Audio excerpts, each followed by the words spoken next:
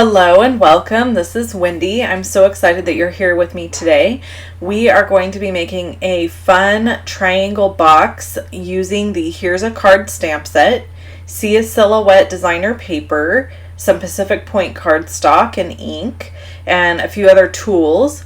And I have to tell you, this box is cased, which means copy and share everything, from my friend Sam, also known as Poodle's Paper Craft. She's amazing. Sam and I met a long time ago. Let me tell you the measurements before I get into story time. This cardstock is cut at 8 by 11, scored on the long side at 2 and 9. Then you're going to score it on the short side at 1, 3, 5, and 7. So, I used to, and then FYI, on the middle box right here, you need to put a little mark at the 4-inch line. So it's just like a little tick mark, because you're going to see here we need to score from corner to corner to create that triangle area that's going to then bend in. So I'm scoring from the corner of that middle box to the top area where I made the little tick mark. Okay, so Sam and I met, oh my goodness, years and years ago now, when she was a brand new demonstrator and she came to the States to, I think she attended, I think it was Stampin' Up's 25-year convention, possibly. It was like the last actual convention they held, because now they hold something called On Stage. I'm pretty sure that's the one she came to, and we met there, and she was just so sweet, and I actually had already been following her on YouTube. Okay, so you're going to need to cut away the corners of this project. So every corner you're going to cut it away.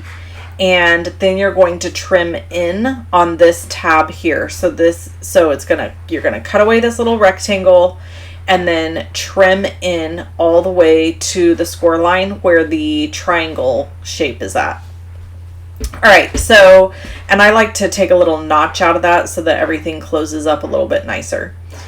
So, yeah, we met, and I knew who she was because I actually already watched her videos. So she was still pretty new to the scene at the time, but I loved her videos because I love 3D anything. So the month of July, every Wednesday, I have a 3D project for you. And this is what's kicking it off. Originally, I was going to try to case a bunch of different 3D projects from different people, but here's the thing.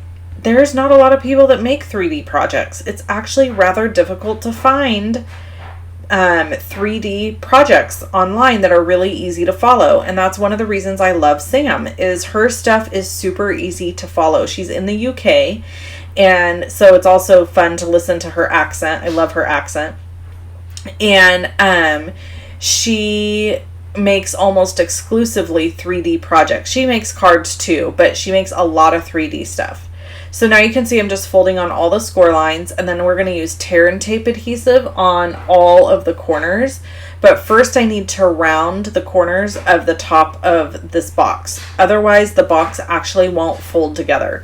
So I'm using the Detailed Trio corner punch, and I'm going to round all the corners before I fold this together and put on the adhesives.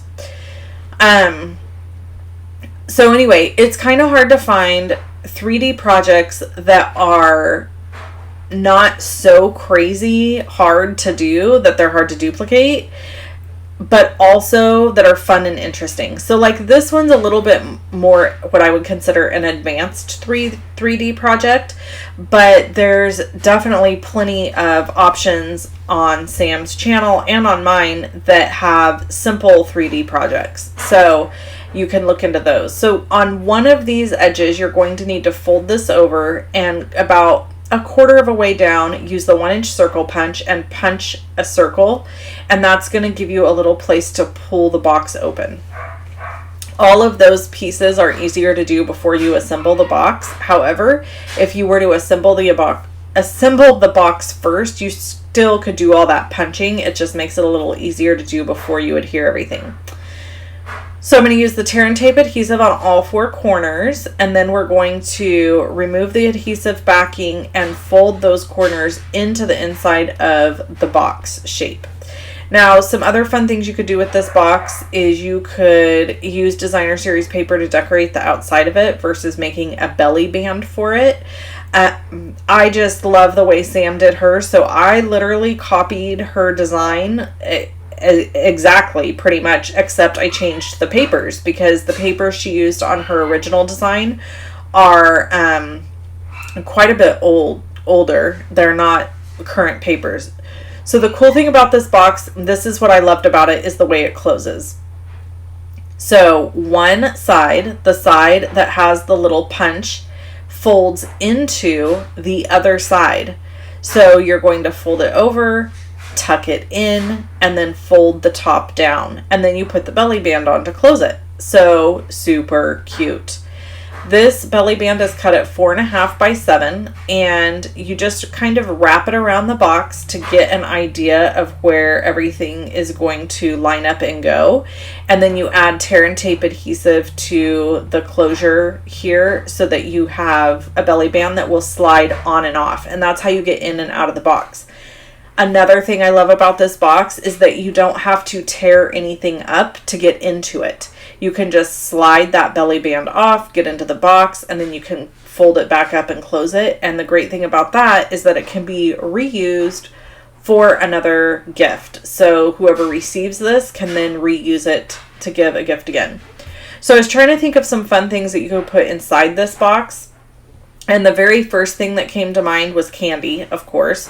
Candy, money, lipsticks, chapsticks, fingernail polishes. There's like a whole array. Gift card would probably fit in here. There's lots of stuff that would fit in here really cute. If you have ideas for what could fit in this box, I would love to hear it in the comments below.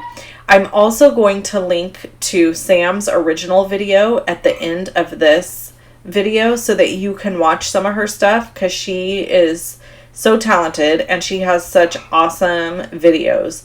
So you will love to watch her in case she's somebody you're not already following. And then I'll link to some other stuff at the end of the video as well. If you want any of the products that I use, you can purchase them in my online store at the link below the video. I have a description box, and there are links for all the products that I use. And so you can click on any of those to purchase them in my online store. I would love for you to do that. I decided to make 2 of these boxes, actually. The first one I made was kind of just like my play around prototype. I couldn't decide what colors I wanted to use and how I wanted to make the box. And so this very first one that I did, I made it with a happy birthday. And I love these buttons. This is actually why I use this paper, was so I could use these buttons. These are the new buttons that are the 2018-2020 in colors. And I just took white baker's twine and kind of, put it through the holes here, tied a little bow, and added it to the front of the box to just give a little bit more of a finished look on the box. You could do lots of different things to decorate a box like this up. You could go super elaborate or keep it really simple like I have. And like I said, really the possibilities are endless. So the other box that I made, and I'm going to show it to you at the very end of the video, and I'm just using a glue dot here to stick the button onto the front tag part. But the other project that I'm going to show you is same exact sizes, just totally different paper, and I'm going to give this to someone as a special gift on my trip. So you're watching this, actually, I'm recording this video way before my trip is happening, because as I've said in my previous videos, I'm having to create and record stuff way in advance so that you still have stuff to watch and follow along with me while I am gone. If you want to follow along with recent stuff that I'm doing as far as like on my trip, I would recommend you follow me on my Facebook page. I'm going to be posting stuff from my trip there, and probably will even do a few live events from there. So here's the other one I made, and I used the Bird Ballad cardstock, crumb cake, and Rococo Rose. FYI, I love saying Rococo, which I know is not how you say it, but I think it's funny. So I had a comment, actually. Somebody left me a comment. It was like, do you know you're saying that wrong? Yes, I do. I'm being silly, and I enjoy saying it that way.